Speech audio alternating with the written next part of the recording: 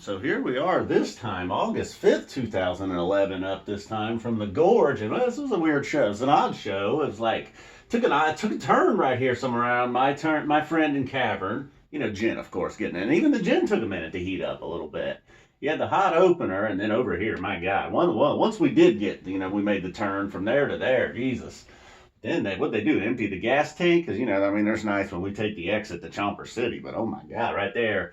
So like I was saying here, let's just get from the beginning, why not? Kill Devil Falls, a proper opener, it's kind of like a chalk dust opener, something like that, getting everybody rocking and moving. Then the Wedge after that, well, not a whole lot of time spent on the jam in the Wedge, but the Wedge and gin back to back. All right, so we got a rocker, we got the Wedge and gin. The show seems to be off to a good start. And like I said, it took a minute for the gin to get heated up. Maybe they missed that first peak, but it was roaring by the time we got to the end there. So about no matter the era, gin's going to get it done. This one maybe not an all-timer, but a good spot right here early in the first set. Then Nellie Kane and my friend, I'm always going to take my friend, and of course Nellie Kane on one of the first, the first of many covers tonight. What was going on with the cover show here? Mixed in a few Phish songs.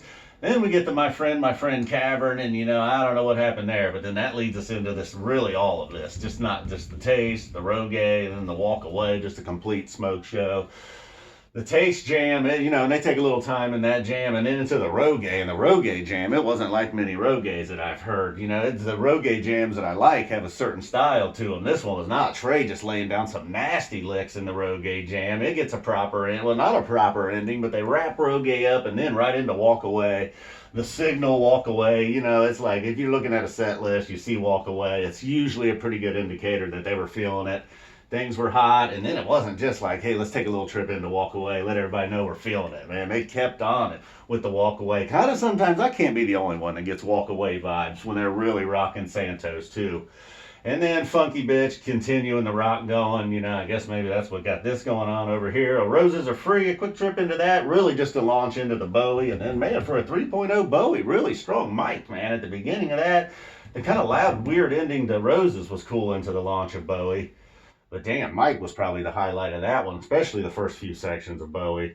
So then we get over here to Numberline, opening up the second set, but then we get this doozy right here. Rock and roll, man. I'm not a big rock and roll guy. Normally it's down here somewhere visiting Chomper City, ending shows, but Paige gets out the theremin. Things are getting really weird. It's like these real just odd kind of spooky vocals laid underneath all of it. And then once they get past it, and it was a long stretch of weirdness there. After just, the rock and roll looked like maybe it was going to stay type 1 for a minute. Then it got super fucking weird, and then it got really funky, taking us right in here into the Meatstick.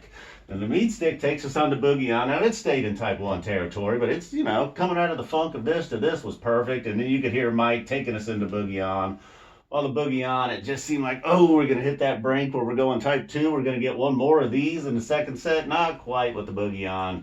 In fact, they were just tailing off into Farmhouse, which would have been cool. All right, we need to take a breather. I need to take a breather right now. Right this moment, I need a breather. I can't imagine the band and the fans. So we get Farmhouse, but then followed up with Show of Life, our first Stones song, and then we'll take the Farmhouse right there.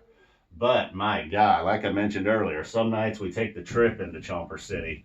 Other nights we full-on get to downtown Chomper City, first in line at the club, and then just tearing it up all night. Julius, Zero, Loving... if there was a Mount Rushmore of Chomper, Julius and Zero, they're getting etched in there first, never coming off. Loving Couples, look, it's a cover song. We already got one Stones, many covers throughout the night.